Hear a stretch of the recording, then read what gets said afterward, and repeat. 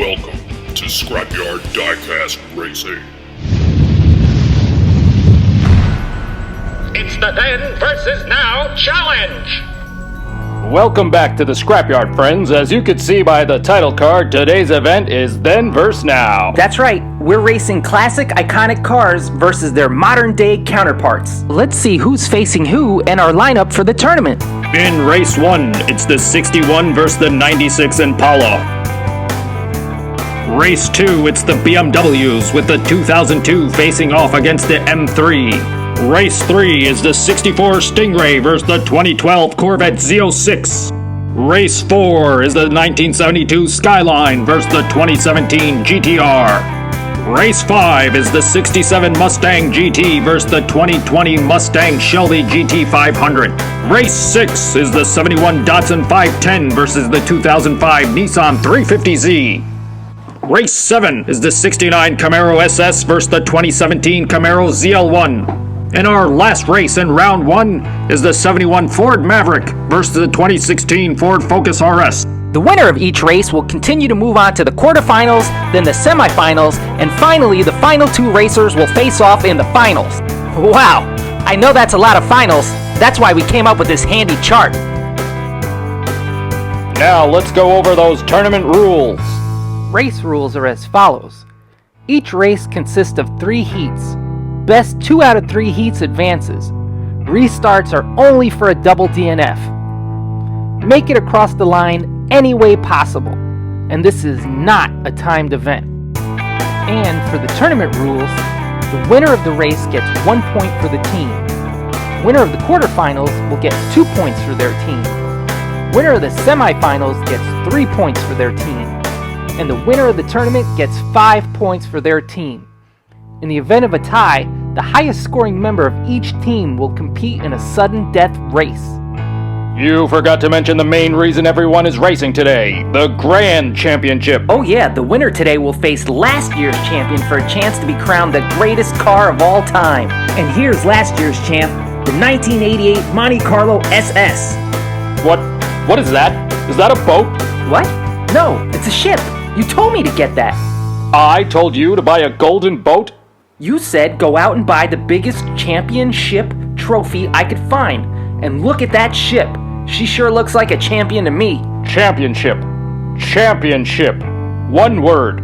You know, like the reason we're here? Never mind. Forget it. Anyway, fans, that Monte Carlo completely dominated last year's event.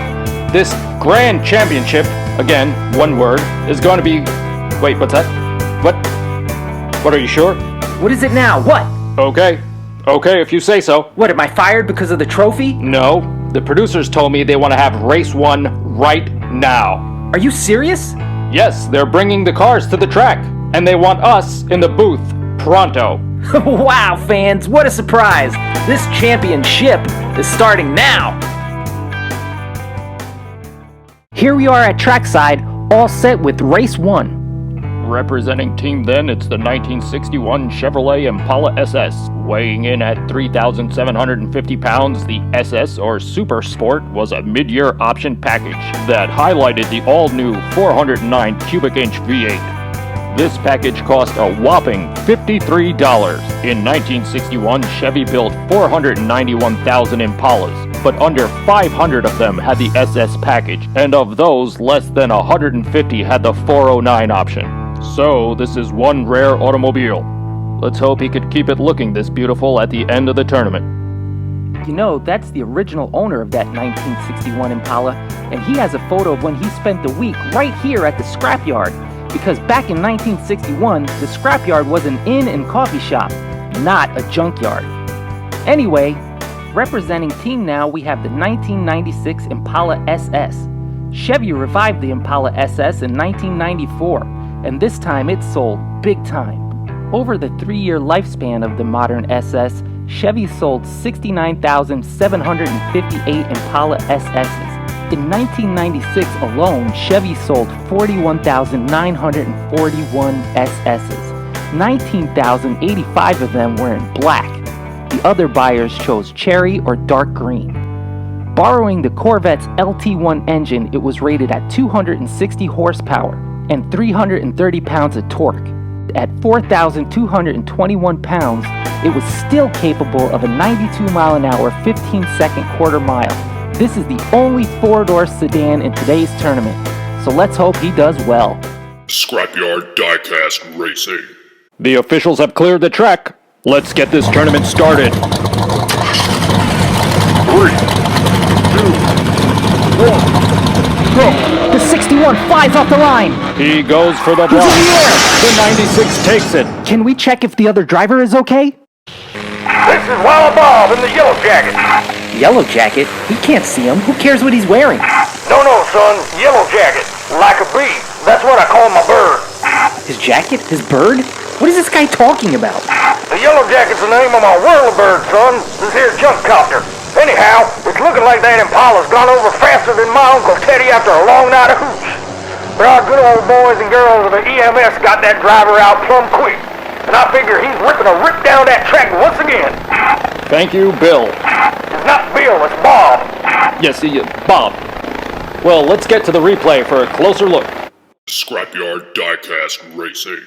You can see the 61 gets it off the line by half a fender. While going for that block, that long car bottoms out at the transition of the downhill and all 3,700 pounds of that car go airborne. Let's see it again. Just look how many times that heavy car spins. Wow! Meanwhile, that 96 just steers around him and tears down the track. And from our new finish line cam, you can see he's still accelerating as he crosses the line. Scrapyard Diecast Racing. Even though that 1996 Impala wasn't first off the line, he's first on the scorecard. Now let's get on with Heat 2. Scrapyard Diecast Racing. Here we are back at the starting gate for Heat 2. The Impalas have changed lanes with the 61 in lane 1 and the 1996 in lane 2. 3, 2,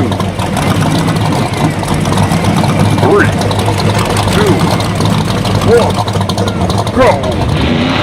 The 96 is out strong. He's losing it. Did he just crash after the line? We'll have to check the replay. Scrapyard Diecast Racing. You can see the 96 gets a big jump off the line. Both racers decide to go wide, keeping it clean. But then right there, coming off the downhill, the 96's rear tire goes in the air. And he just loses it. He desperately tries to recover, but bounces off the guardrail. And that lines him up perfectly to head for the safety rocks after the finish line. Safety rocks? Sure, why not? And he hits them so hard you can see his alignment come completely out of whack. And just off camera, he hit a utility pole, taking down a power cable. I hope he could get all that fixed before the next heat, because they're all tied up. Scrapyard Diecast Racing. That's right. It looks like the 1961 Impala has managed to stay alive. The next race will decide who moves on. Scrapyard Diecast Racing. Here we are back at the starting gate for the final heat of race 1. Neither driver has had an easy time getting here. After that last heat, our utility pole hasn't had it easy either. 3, 2, 1, go! They're neck and neck. The 96 barrel roll. The 61 wins. That 96 hit hard. EMS is on the scene. Well, I'm figuring now I know why this fella chose a 96 Impala. And why is that, Bob? Because 96 is still 96 when it's upside down. And since he's having such a hard time keeping the shiny side of the car up, this fella might be the smartest driver of the bunch. Scrapyard Diecast Racing. You can see both Impalas pull off the line evenly. And they both go wide at the same time. They even have trouble off the downhill at the same time. Except the 96 has way more trouble. He barrel rolls and comes to a hard stop into that barrier. Yeah, he went from Team Now to just Team Ow. I got word from Bill and the EMS team that he's been airlifted to a hospital and is in stable condition. Lucky for him, he totaled his car at a junkyard, so he'll save a bundle on towing charges. Scrapyard Diecast Racing. Well, with that unfortunate second loss, the 96 Impala is out of the tournament. Yeah, he's also out of car. So, after starting off by somersaulting 3,700 pounds of Impala through the air, that 61 just cruised his way into the first spot of the quarterfinals. Correct. And that win also earned 1 overall point for Team Then. Next time we meet at the Scrapyard, it'll be for races 2 and 3. With our first import race featuring the BMWs, and then the kings of the American sports car, the Corvettes. So please tune in for the next event in The Then versus Now Challenge! The Scrapyard Diecast Racing.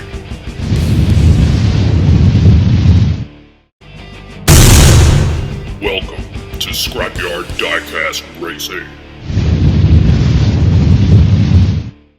It's the Then versus Now Challenge!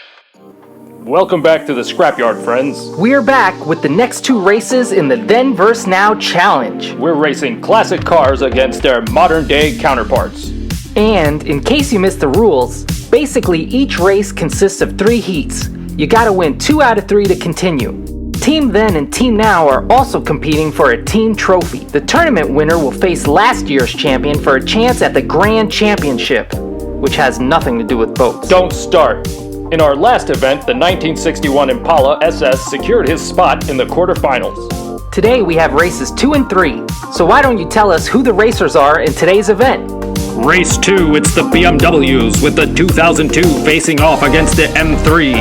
Race 3 is the 64 Stingray versus the 2012 Corvette Z06. And now for the educational part of our program, where we tell you a little bit about each car. See who said racing can't make you smarter. For Team Then, it's the 1974 BMW 2002. Over its production run from January 1968 to June 1975, BMW sold almost 200,000 2002s. In 1974, they offered the 2002 Turbo. That's the same model in today's race.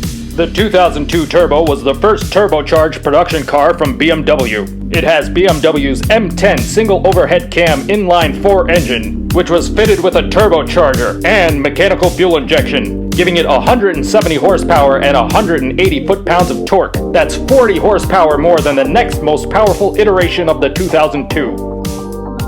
And for Team Now, it's the 2011 BMW M3 GT2. It has quite the racing pedigree. In 2011, BMW achieved a 1-2 finish in the 12 Hours of Sebring. That same year, in the GT class of the American Le Mans Series, BMW team swept all the categories, winning the GT manufacturer, team, and driver championships. Then, in 2012, this car brought BMW back to the DTM touring car circuit after a 20-year hiatus. It won the Drivers' Championship and the Manufacturers' Championship. This could be the car to watch in the tournament. He could win it all. And now that that's out of the way, and we have our handy-dandy little scorecard ready, we'll get up to the broadcast booth and start some Scrapyard racing. Scrapyard Diecast Racing. Here we are back at the starting gate, all set to get race 2 underway. The officials have given the all clear. This track is hot. In lane 1, we have the 1974 BMW 2002, and in lane 2, we have the 2011 BMW M3 GT2. 3, 2, 1, go! Big lead by the M3. 2002 crashes! The M3 hits! But he recovers! Let's go to the replay. Scrapyard Diecast Racing. You can see the M3 just puts all that power down immediately on the track. The 2002 is struggling to keep up, and he decides to draft behind the M3. But the 2002 loses it off the downhill. The downhill transition here at the Scrapyard is much trickier than it appears. That transition has caught many drivers by surprise. Point being, that 2002 introduces himself to the barrier. And that hit was so loud it startled the driver of the M3, causing him to slip, skid, and hit the opposite barrier. But he saves it quick. At first I thought he hit the wall twice, but from our finish line cam, you can see him recover and come just millimeters from hitting the wall right before the finish line. Wow, what great driving. Impressive. Most impressive. Scrapyard Diecast Racing. Even though he had a slight hiccup at the end, the M3 GT2 easily puts the first win on the board. That 2002 has a lot of work to do if he hopes to catch up. Scrapyard Diecast Racing. Here we are about to start Heat 2. That 2002 needs to keep that car in control and has to pull out a win any way possible. The GT2 was purposely built for racing. I thought being solo to the ground he'd bottom out coming off the downhill, but he accelerated straight through like he was driving on freshly paved tarmac. Well, the officials have cleared the track. Best of luck to both racers. This time in lane 1 we have the M3 GT2 and in lane 2 we have the 2002. 3, 2, 1, go! They go wide!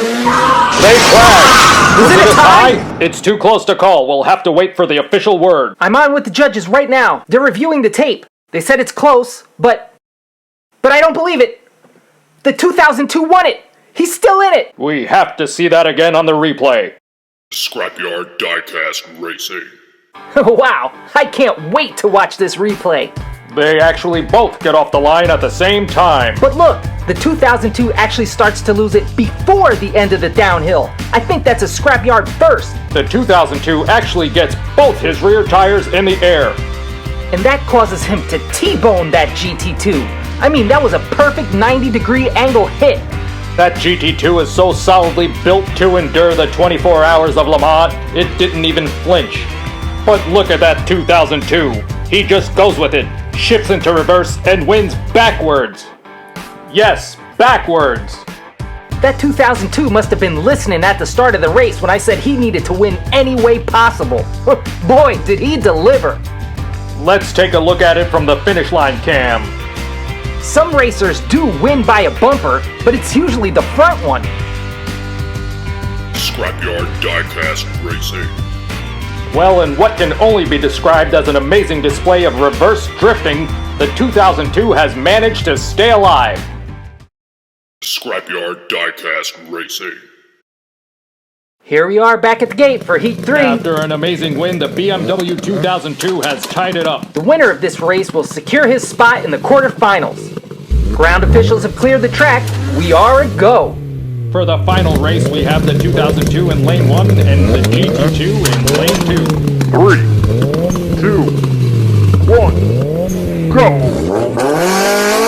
The GT2 The takes the 2002 lead. loses it again. The GT2 takes off like a rocket. It's all over. The GT2 moves on. Scrapyard Diecast Racing. They get off the line clean. But again, the 2002 loses it right around the transition. And the GT2 is unfazed again. After he sees the 2002 spin, he knows this race is his. He centers up on the track and just accelerates all the way across the line. Do you realize that the 2002 spun every race and the only way he crossed the finish line was in reverse? Scrapyard Diecast Racing. With that huge win, the BMW GT2 just won the race, secured his spot in the quarterfinals, and scored the first point for Team Now, tying up the overall team scores. Up next is Race 3, the 64 Stingray versus the 2012 Corvette Z06. The team standings are currently all tied up, so this race will put one team in the lead. For now. Also important is the winner of this race will face the 1961 Impala SS in the first quarterfinal race. Okay, enough bracket talk. Let's learn about these racers. Representing Team Then, we have the 1964 Chevrolet Corvette Stingray. Now, while not the legendary split-window 63, the 64 model is often overlooked but outshines the 63 in many ways. For example, it had four-wheel independent suspension, and more importantly, the 327 V8 now had fuel injection and an extra 15 ponies, bringing the horsepower up to 375.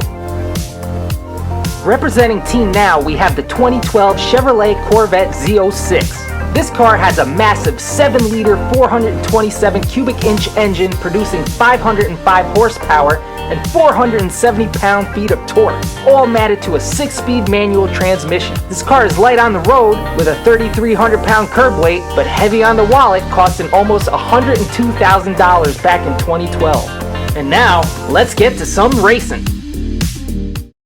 Scrapyard Diecast Racing.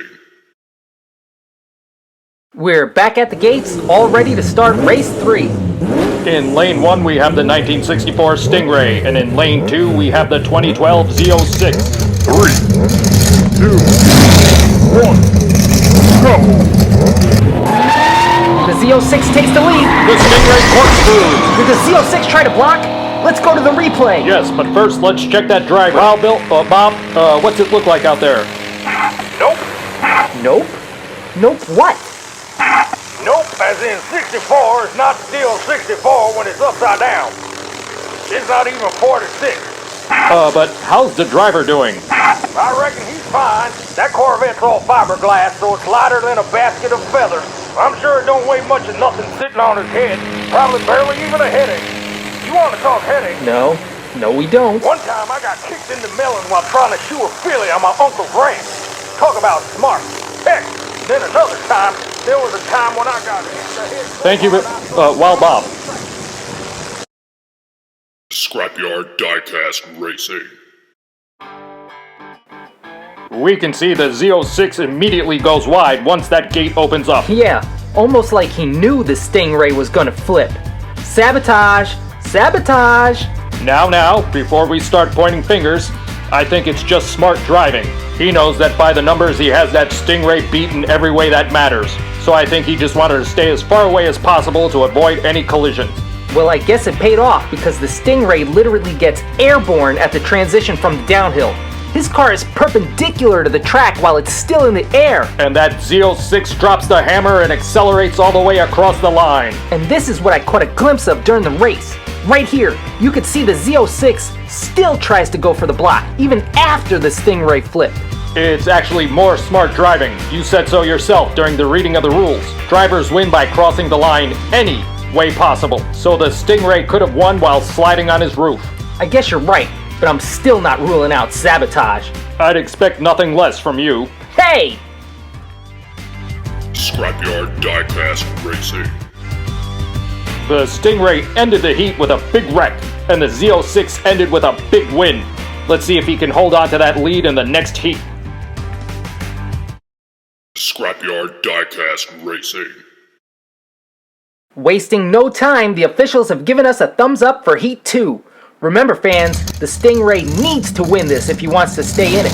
A quick lane change has the Z06 in lane 1 and the Stingray in lane 2. 3, 2, 1, go! The Stingray's in the lead. He bounces. Z06 aggressively blocks. The Stingray pushes him across the line. Scrapyard Diecast Racing. Here we see the Stingray just barely edges out the Z06 off the line. And the Stingray barely avoids a repeat of his Heat 1 wreck at the transition of the downhill. And the Z06 capitalizes on it and starts blocking feverishly. But at the end, the Stingray isn't having any more of it and tries to use the pit maneuver on the Z06. But instead of stopping him, he pushes the Z06 across the line. It was a nice move, but unfortunately, it was too little, too late. Scrapyard Diecast Racing. And after that heat, the Z06 has the wins he needs to continue on to the quarterfinals. Scrapyard Diecast Racing. Wait, why are we even having a Heat 3? Doesn't the Z06 have the points he needs to continue? Well, 1, the rules say each race consists of 3 heats. And 2, this either gives the Stingray a chance to save a little face or it gives the Z06 a massive amount of bragging rights. Don't forget, this is the Scrapyard. Scrapyard Diecast Racing. Yeah, then let's do this! Since the Z06 won, he chose lane 1, leaving the Stingray in lane 2. 3, 2, 1, go! The Z06 blocks hard! The Stingray sends the Z06 into the wall. The Z06 barely crosses the line. Let's check our final replay. Scrapyard Diecast Racing. The Z06 pulls out hard to immediately get in front and go for the block. Yeah, he looks like he's going for more than bragging rights. He's going to bring some punishment. But the Stingray reverses it and uses the pit maneuver on the Z06 and sends the Z06 crashing nearly head-on into the barrier. And does the Stingray purposely skid to a stop so he could enjoy the show? The Z06 was still able to limp across the line. Yeah, sure, the Z06 won the heat and the race. but the Stingray sent him into the wall and then just kicked back to watch it all happen. That's not bringing the punishment, that's bringing embarrassment. An interesting turn of events. Who knows, maybe we just witnessed the birth of our next grudge match event. Scrapyard Diecast Racing. No need to really see the scorecard, but JP and the graphics department worked really hard on it, so we might as well show it. Well, with that win, the 2012 Z06 has put Team Now in the lead at 2-1. And we know the Z06 will face the 1961 Impala SS in the first quarterfinal race. But before we get to the quarterfinals, we need to get through round 1. And our next event has 3 big races. Why don't you tell us who is facing who? Race 4 is the 1972 Skyline versus the 2017 GTR. Race 5 is the 67 Mustang GT versus the 2020 Mustang Shelby GT500. Race 6 is the 71 Datsun 510 versus the 2005 Nissan 350Z. Thank you all for watching. If you haven't done so, give us a like, and please subscribe to the Scrapyard so you never miss a race. And follow us on Instagram and Facebook for even more Scrapyard Diecast racing action.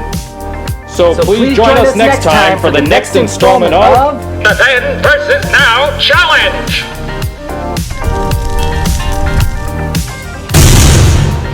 The Scrapyard Diecast Racing.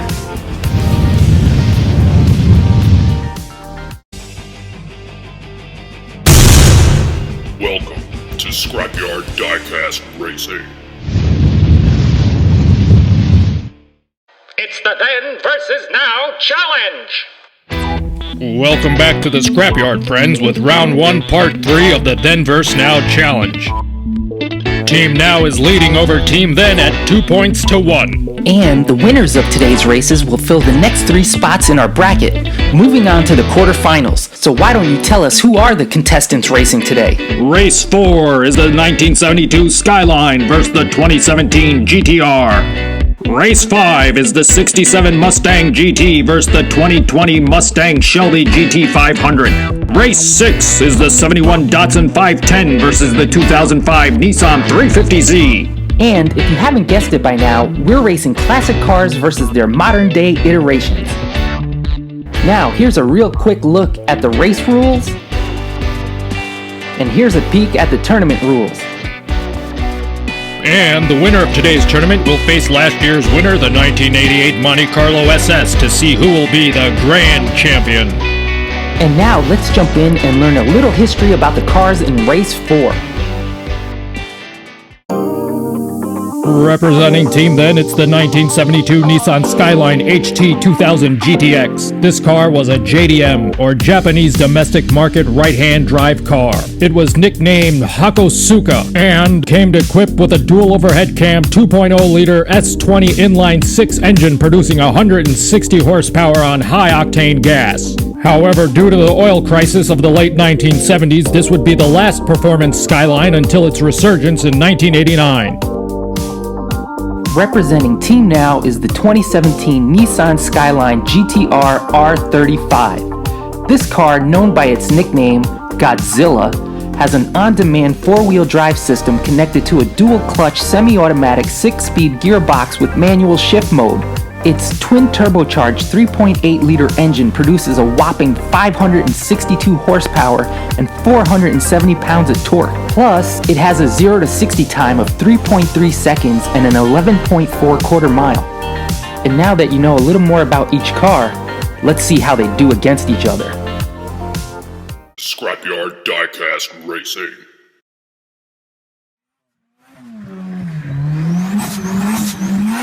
In Lane 1, we have the Skyline HT 2000 GTX, and in Lane 2, it's the GTR. 3, 2, 1, go! The GTR blocks. He's going backwards! GTR crosses the line. So awesome, I need to see it again. Scrapyard Diecast Racing. You can see that right off the line, the 2000 HT tries to play it safe and goes wide. Yeah, but once he sees the GTR coming in for the block, he tried to pull away from the wall to counterblock. But the GTR doubles down and blocks the 2000 HT hard. He doesn't just block, he blocks and then shifts into reverse and races backwards. Who is this driver? A stuntman?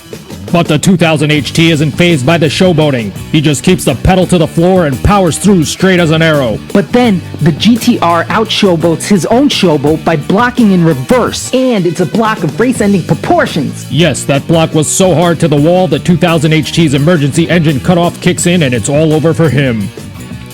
From the finish line cam, you could see the GTR knocks that 2000 HT right into the edge of the last metal barrier. And those metal barriers ain't safety rocks because they're not going anywhere. To execute that block would take extreme precision, but you gotta remember, the GTR did it in reverse. He might be the best driver the Scrapyard has ever seen. Okay, relax, that was only Heat 1.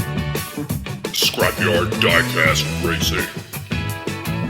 Wow, that GTR put one spectacular win on the scoreboard. Hey, you know what? Since he put on one of the best backwards shows, I'm giving him a backwards checkmark as a bonus. Scrapyard Diecast Racing. I don't want to waste any time. Let's just get right into it. The officials have cleared the track. In lane 1 we have the GTR and in lane 2 it's the Skyline HT 2000 GTX. 3, 2, 1, go! They're neck and neck. GTR drifts. No, it's a drifting block. Wow, he's the best. Replay. Scrapyard Diecast Racing. You can see they pull off the line evenly. Yeah, who cares? Show him what the GTR did at the end. I don't believe it. He's the best. The best. Look at that GTR power drift. Into the HT 2000 GTX, causing the GTR to straighten out and sending the 2000 into the opposite side of the track's edge of the metal barrier. I'm calling it right here, right now. The GTR is the most precise driver the Scrapyard has ever seen. He's completely toying with the 2000. It's still very early in the tournament, and we all know what happens to that showboating rabbit in the story of the tortoise and the hare. Well, I'm sure last year's winner in the 1988 Monte Carlo will be watching this GTR very, very closely. Scrapyard Diecast Racing. Well, after that last race, the GTR has secured his spot in the quarterfinals. And can I get a normal check mark back, please? We're trying to run a professional racing channel here. This is a junkyard, not a circus. Thank you. Scrapyard Diecast Racing. Even though the GTR has secured his spot in the quarterfinals, we're still having Heat 3 to give the HT a chance to put at least one win on the scorecard. I can't wait to see what happens. Now that the pressure of winning is off, the GTR can really put on a show. This is going to be amazing.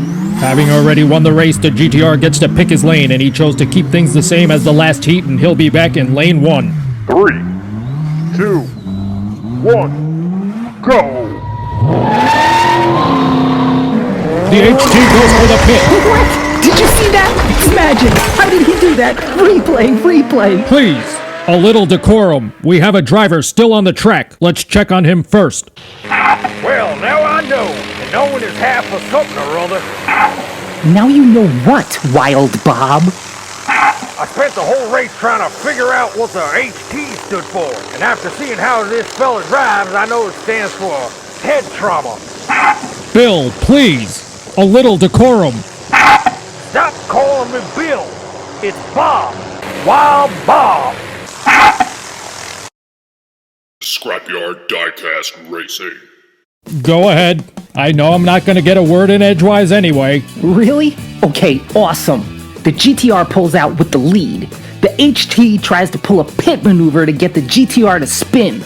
But right at the transition of the downhill, somehow like magic, the GTR causes his car to bounce. Yes, bounce. And the HT goes under the GTR and completely misses his attempt at the pit maneuver, causing himself to flip. Then the GTR rips down the track so fast he knocks down a tree after the finish line as he blows past it. Now I know why they call this car Godzilla. It is a monster. Scrapyard Diecast Racing.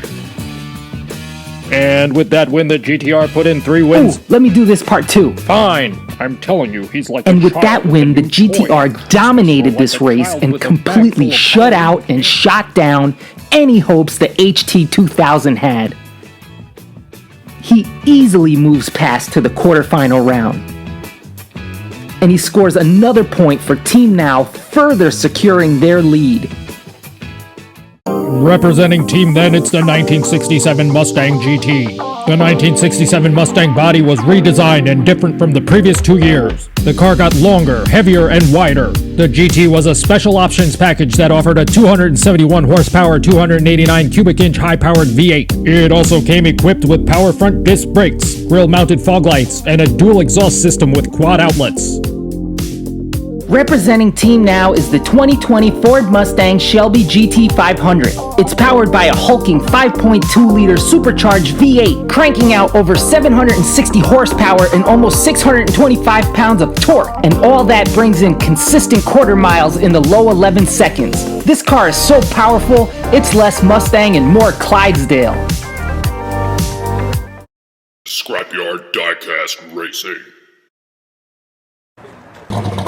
It looks like the officials have cleared the track. This race is a go. In lane 1, it's the 1967 Mustang GT, and in lane 2, it's the Shelby GT500. 3, 2, 1, go! They touch. The 67 loses it, The Shelby hits. but crosses the line. Scrapyard Diecast Racing. You can see they lead the line evenly. But they have the slightest collision in the middle of the downhill. But that light tap was all the 67 needed to lose control and hit that barrier hard.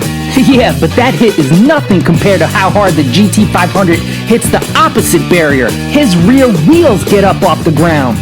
And it's such a devastating impact that it sends him flying to the opposite side of the track and across the line. And check this out on our finish line cam. It shows just how hard that Shelby hit that barrier. Look at that. He actually shifted the entire track. That's got to be the hardest hit in Scrapyard history. How he didn't immediately total that car is beyond me. Scrapyard Diecast Racing. While it might not be the prettiest win, the GT500 was able to put the first win on the scorecard. Scrapyard Diecast Racing.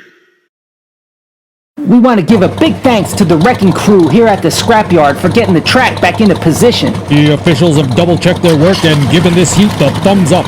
We got a lane change with the GT500 in lane 1 and the 67 GT in lane 2. 3, 2, 1, go! The 67's in the lead. He loses No, it he recovers. and wins! Wow, let's see that replay. Scrapyard Diecast Racing. Here you see they take off as evenly as a pair of synchronized swimmers. Yet somehow, miraculously, the 67 keeps pulling ahead. And then he power slides, blocking the GT500. What a smart move by the GT to keep the Shelby's horsepower in check. And by forcing the GT500 to drive around, he wastes time and track while the 67 GT easily slides across the line. It's not always about the horsepower. Sometimes it's just about great driving. Scrapyard Diecast Racing. Well, with that win, the 67 GT has managed to slide onto the scoreboard and tie it all up. The next heat will decide it all. Scrapyard Diecast Racing.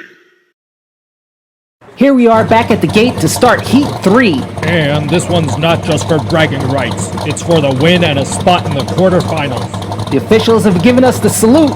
The track is clear and this race is a go. For the last heat, we have the 67 in lane 1 and the GT500 in lane 3, 2, 1, go!2. The GT500 takes the lead. The 67 gets loose. The 500 blocks and wins. That one was clean. Scrapyard Diecast Racing. The GT500 pulls hard off the line.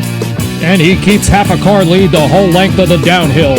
And trying hard to keep up, the 67 GT makes a mistake coming off the downhill. And the GT500 capitalizes on that mistake, blocks him against the wall, and easily takes the win.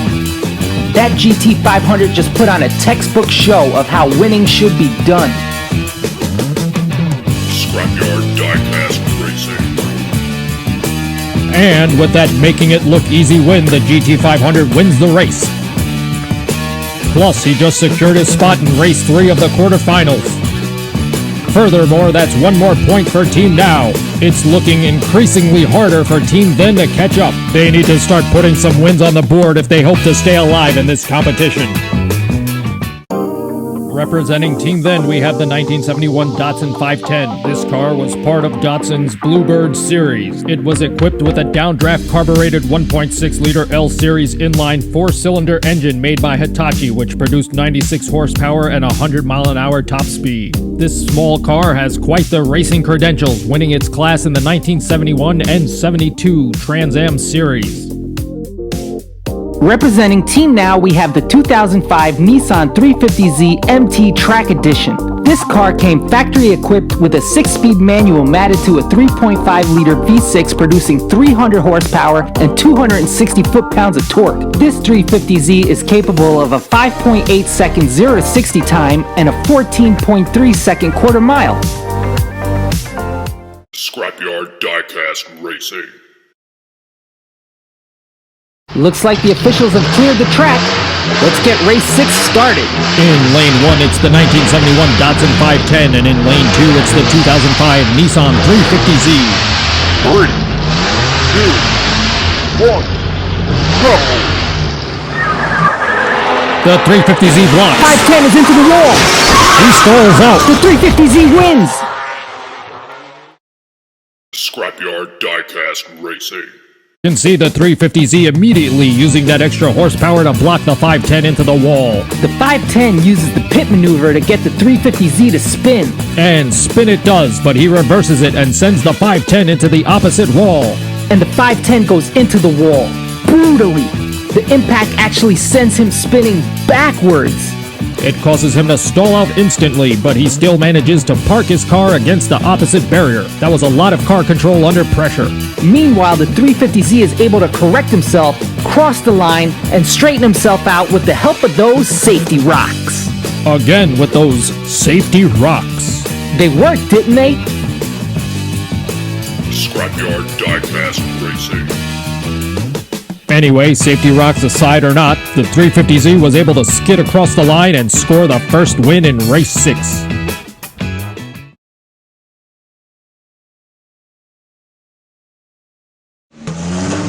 We're back at the gate, and the officials have cleared the track after realigning the safety rocks. In lane 1, we have the 350Z. Hey, I wasn't done. And in lane 2, we have the 510. But I was just letting everyone know that the safety rocks are back in place. So Quiet, the countdown is starting.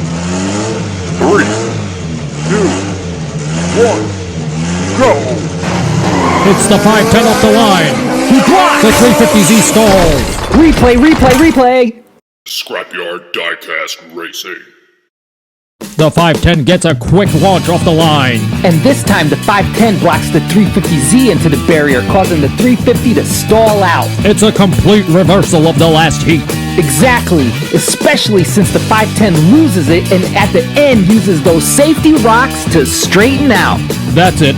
I can't take it anymore. Hello, studio. Have I used any vacation time this year? Because if not, I'd like to make a request. Yeah, I hear Cancun's nice this time of year. Scrapyard Diecast Racing. Well, while he figures out his travel plans, I could tell you that that little 510 has just tied it up and kept his spot in this tournament alive. The next heat will decide it all.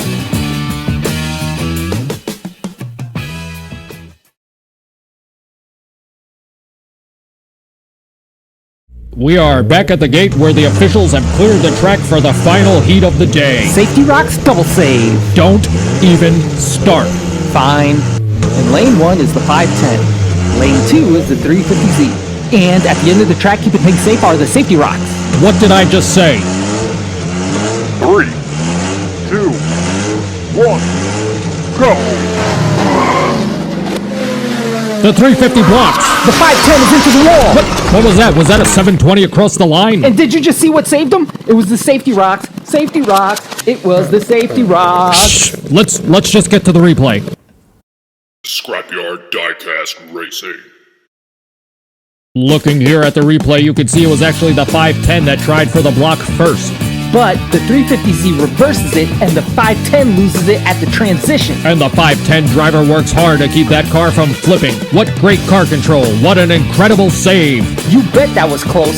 I even saw Wild Bob start running towards his copter. But while the 350Z's block was race ending for the 510, it was far from perfect because he lost control of his car as well. He managed to do 2 complete spins as he crossed the line. He must have been so dizzy. But the safety rocks were there to save the day. Hey, I wanted to say that. Trust me, I know. Scrapyard Diecast Racing. Well, then I'm reading the scorecard. At the end of the day, the 350Z won the heat and the race, but no one worked harder than those safety rocks. That's it, you're done. Along with his win, the 350Z just secured his place in race 4 of the quarterfinals.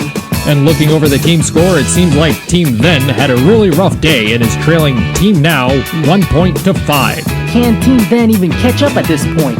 They started off strong when the 61 Impala sent the 96 Impala to the big parking lot in the sky. But their team hasn't won a race since. Well, Team Then has 2 races left to make a big comeback. Wow, those were 3 great races. Each one was so wild and so different. Don't forget, we still have 2 more races to finish off round 1. Oh, I haven't forgotten. Those races will determine the final 2 spots in the quarterfinal round. And with Team Now ahead by such a huge margin, Team Then really needs a win. So why don't you tell us exactly who's racing who the next time we meet? Race 7 is the 69 Camaro SS versus the 2017 Camaro ZL1. And our last race in round 1 is the 71 Ford Maverick versus the 2016 Ford Focus RS. I hope you'll join us again back here at the Scrapyard to finish up round 1. But until then, Thank you all for watching. If you haven't done so, give us a like. And please subscribe to the Scrapyard so you never miss a race. And follow us on Instagram and Facebook for even more Scrapyard Diecast racing action. So please join us next time for the next installment of The Then versus Now Challenge!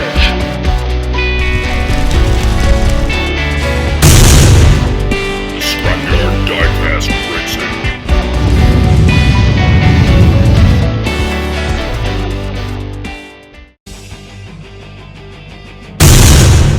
Welcome to Scrapyard Diecast Racing. It's the Then versus Now Challenge! Welcome back to the Scrapyard, friends, for part 4 of round 1 of the Then vs. Now Challenge, where we're continuing to race classic cars versus their modern-day counterparts. That's right, we're here for the final 2 races. So why don't you tell us what they are? Race 7 is the 69 Camaro SS versus the 2017 Camaro ZL1. And our last race in round 1 is the 71 Ford Maverick versus the 2016 Ford Focus RS. And these 2 races are big because they will decide the final 2 spots for the quarterfinal round. And here's a quick look at those race rules. 3 heats per race, blah blah blah blah blah. If you've been following this far, then you probably already know all this. And let's not forget, Team Then and Team Now are also competing for an overall team trophy. Yeah, and Team Then has a lot of catching up to do. They really need a win today if they hope of having any chance at the team trophy. And with that, here's a quick look at the tournament rules. And keep in mind the bonus event race at the end, facing last year's champ for the title of greatest car in history. Is that what we're calling it now? It is until we can think of something that sounds even more impactful. Okay, well then let's get a move on and learn a little bit more about the cars in race 7.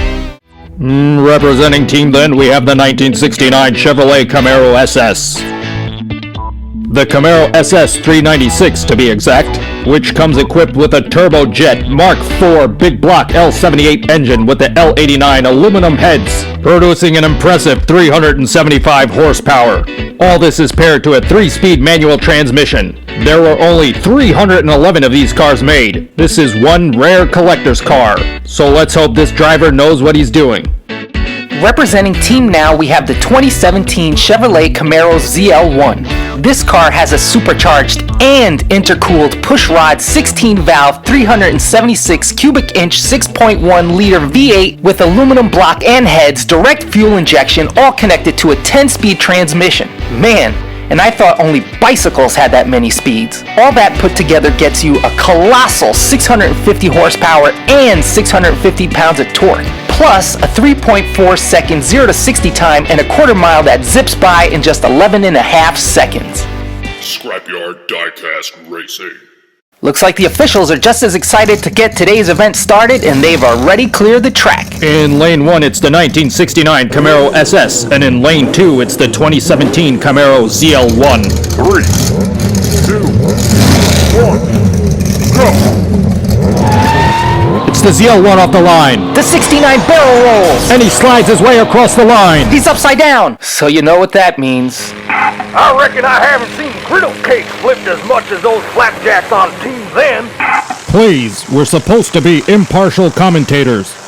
How can I be impartial? These Team Zen fellas have been giving me so much overtime, I'm gonna be rich. Yeah, you'll be able to retire the Yellow Jacket and buy yourself a brand new AH-1 Super Cobra. Cobra? Where's Cobra? Yo! Yeah, thank you, Bob. Scrapyard Diecast Racing.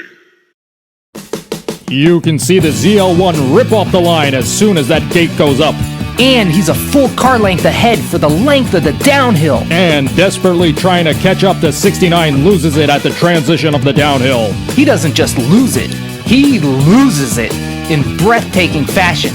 He barrel rolls and slides the full length of the straight all the way across the line. A second place on your roof is definitely better than a DNF.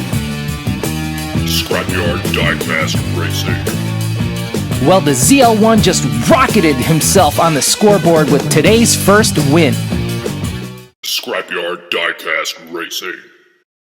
Well, it looks like the officials have swept up all that roof paint and cleared us for Heat 2. We have the obligatory lane change in this heat with the 2017 Camaro ZL1 in lane 1 and the 1969 Camaro SS in lane 2. 3, 2, 1, go! They're even. ZL1 comes in. The 69 car rolls hard. What's all that racket, Bob? I'm checking to see if I got a fork in my toolbox. A fork? For what? A fork so's I could stick it in that there Camaro, 'cause he's done. Can you see the driver? How's he doing? It looks like he's sitting stiller than a desert trooper in the hot sun. What does that even mean? Don't you worry about it none. Me and the old Yellow Jacket will get that fella to the hospital plumb quick. Scrapyard Diecast Racing. You can see the ZL1 rip off the line as soon as that gate goes up. And right at the transition of the downhill, the ZL1 goes in for the block. The 69 tries to steer around him, but his car is already in the air, and at that point his attempts are totally fruitless. But when he hits the ground with his tires turned like that, it causes him to go into the wall hard. And that impact is so ruthless it sends him flying through the air backwards, almost to the opposite side of the track. Meanwhile, the ZL1 centers up and just hauls down the track. Scrapyard Diecast Racing. Well, fans, with the Yellow Jacket flying its way to the hospital with the driver of the 69 Camaro, I'm guessing since the ZL1 already won 2 out of 3 heats, there really isn't a reason to continue with Heat 3. Hello? Yes? What? What is it? I'm on with the studio. They said the rules clearly say each race is 3 heats. Team then has to find a substitute to finish the race, or they run the risk of forfeiting the tournament. What? They can't just throw that on us like that. They must know that each of these heats takes months of planning the races the spectators. Well, fans, we're back. And as totally planned, do we have a surprise for you? Yes, since the 1969 Camaro SS is unable to finish his race, Team then requested to send in a member of their own team to take his place. And they selected... Well, when you say selected, more like the driver practically fell all over himself to volunteer. It's the 1972 Nissan Skyline HT 2000 GTX. This guy suffered such an embarrassing shutout defeat in race 4 at the hands or wheels of the 2017 Nissan Skyline GTR R35. He's looking for any excuse to save a little face and put at least one win on the scorecard. And look at this! The boys in the graphics department even came up with a special stand-in standing scorecard just for him. Scrapyard Diecast Racing. Oh wow, this is so unheard of. This is gonna be great. In lane 1, it's the 1972 Nissan Skyline HT 2000 GTX. And in lane 2, it's the 2017 Camaro ZL1. 3, 2, 1, go! ZL1 goes for the win. He has a blowout. It's all over. The HT wins. Unbelievable! Do you believe in miracles? Scrapyard Diecast Racing. Wow, I'm still shocked at what we just saw. It's never expecting the unexpected that makes Scrapyard Racing so great. Scrapyard Diecast Racing. Look how clean they both get off the line. Where was this HT in race 4? The ZL1 sees they're even, so he immediately tries to block. But it goes wrong at the transition of the downhill. He hits hard and has a blowout. Meanwhile, the HT's concentration is 100% locked in. He sees the ZL1 lose it and never takes his eyes off the finish line. You're telling me he was laser beamed straight down the whole length of the track? Had he shown up like this on the day of race 4, he would have given the R35 some competition. Scrapyard Diecast Racing. Amazingly, the HT becomes the first car in Scrapyard history to be shut out yet still walk away with a win. Incredible. It's wild because Team Then really needed a win, and they finally got such an important one, but it doesn't even count. But maybe this is the shot of morale this team needed. Well, here we are, fans, the final race of round 1. This race will determine who gets that final spot in the quarterfinals, and it's the final chance Team Then has for the overall team trophy. But before we race, let's learn a little more about each car. Representing Team Then, we have the 1971 Ford Maverick 250 Cruise-O-Matic. On paper, this car definitely appears to be the underdog for Team Then, with only a 4-liter 249 cubic inch V6 churning out a paltry 145 horsepower and 147 pounds of torque. But if this competition has taught us anything, sometimes it isn't about horsepower. It's about guts and skill. Let's hope the Maverick can show a little bit of both. Representing Team Now, we have the 2016 Ford Focus RS. At one time, the Ford Focus was the highest selling car in the whole world, and the RS model was one of the fastest. This car has a 2.3-liter EcoBoost 4-cylinder engine cranking out 350 horsepower and the same amount of torque. And all that's channeled through an all-wheel drive system with launch control to help keep all that power on the road. And it worked because this car consistently gets a 0 to 60 time in the mid-4-second range. Scrapyard Diecast Racing. Looks like the officials have cleared the track. Let's get race 8 started. In lane 1, it's the 1971 Ford Maverick. And in lane 2, it's the 2016 Ford Focus RS. 3, 2, 1, go! They're even. Focus goes for the block. He loses it, but he recovers and wins. Scrapyard Diecast Racing. They both get off the line nice and evenly. But every racer at the Scrapyard knows the transition is the trickiest and most dangerous part, and that's where the Focus decides to block. But that Maverick outweighs the Focus by a bit, so he swats him off like a fly at a picnic. But as luck would have it, the Focus was able to use his collision with the opposite wall to his advantage. Yeah, he was able to straighten out right before the line and win. Scrapyard Diecast Racing. With that fortunate recovery, the Focus was able to put the first win on the scorecard for race 8. Sadly, this is the point where things start to look impossible for Team Then. Scrapyard Diecast Racing. We're back at the gate for what very well could be the last decisive heat of round 1. Well, if the HT win in the last race did raise the team morale at all, the time to cash in on it is now. It's do or die time for that Maverick and Team Then. That driver must be feeling an enormous amount of pressure. Looks like the officials have cleared the track. Oh man, this is so tense. In lane 1, it's the 2016 Ford Focus RS, and in lane 2, it's the 1971 Ford Maverick. Good luck to both racers. 3, 2, 1, Maverick in the lead. Focus goes for the pit. He misses. The Maverick wins. He's still alive. I don't believe it. No more talking. Replay now. Scrapyard Diecast Racing. The Maverick was hard on the pedal as soon as that gate goes up. His reaction was flawless. And even though he has 125 horsepower less than the RS, he was able to keep half a car length lead on the downhill.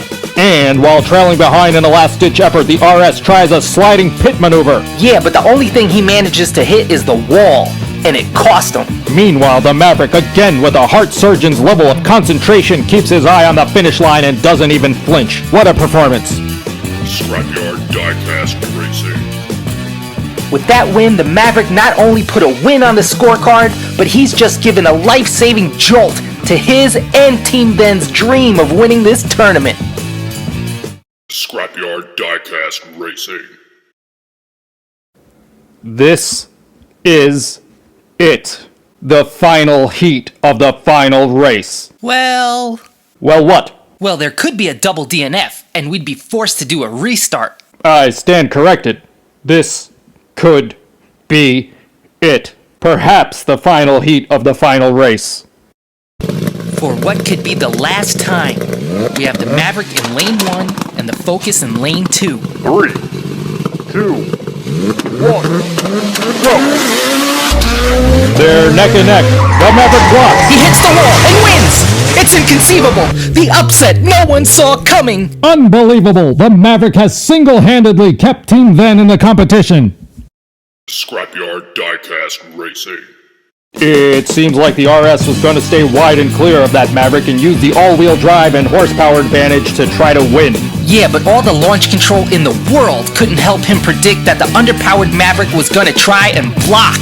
What a genius move, because once he was in front of the RS's extra horsepower, it actually helped push the Maverick down the track.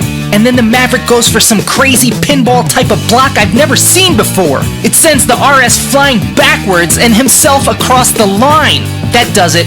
From now on, this crazy move will be called the Maverick. For once I agree, a win of this magnitude deserves to be commemorated. The Maverick it is. Scrapyard Diecast Racing. Well, race fans, what can only be described as one of the greatest comebacks in Scrapyard history.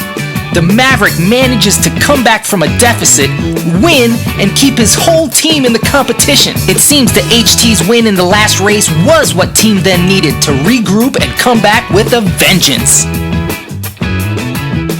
The Maverick moves on to what is arguably the most well-deserved spot in the quarterfinals. Plus, he scored the last team point of the tournament, so even though Team Then is currently trailing Team Now 2-6, the Maverick just gave Team Then a window just big enough to where they could still win it all. Wow! Was that just about the most exciting racing you've ever seen or what? Round 1 is all done. We have all our spots filled for the quarterfinal. Plus, astonishingly, Team Then has kept themselves alive in the team tournament round. I'm sorry, fans. I know after that last race the intensity is so thick you could cut it with a knife. But I'm afraid I have some horrible, tragic news. What? What is it?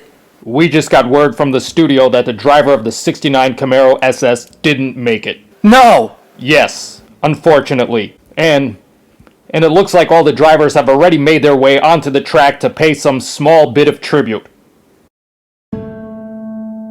Wow! Both teams are there! Even last year's winner, the Monte Carlo, is out there! Yes, it's in moments like this when we get to see just how tight-knit of a group the diecast community is. Bitter, heated rivals, maybe even enemies whenever they're on the track. But off it, they're a family. But they're literally on the track right now. Oh, it's a figure of speech. Hey, is that the Impala out there? And has it already been stripped out for parts?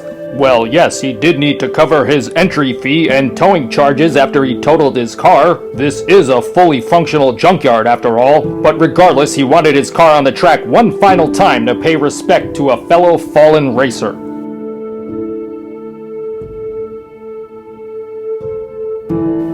Sad. It's so sad. Wow, you're taking this really hard. Did you get a chance to know the Camaro driver before the tournament? No, I never met him. It's just his accident was on the street. And in my heart, I know if he would have made it past, if he would have just made it past the line, the safety rocks would have saved him. The safety rocks. Oh my goodness. Even now? Anyway, fans, we were going to take the standard time off to prepare for the quarterfinals, but in lieu of the current heartbreaking situation, we'll be taking a small break to give Team Then the time they need to pay their final respects, mourn, and get their heads and hearts back in the game. So from all of us here at the Scrapyard, thank you, and please race safe out there. Surround yourselves with safety rocks. No. Don't listen to him. He has no idea what he's talking about. Thank you for watching, and please follow us on Instagram and Facebook for details on when we'll be back.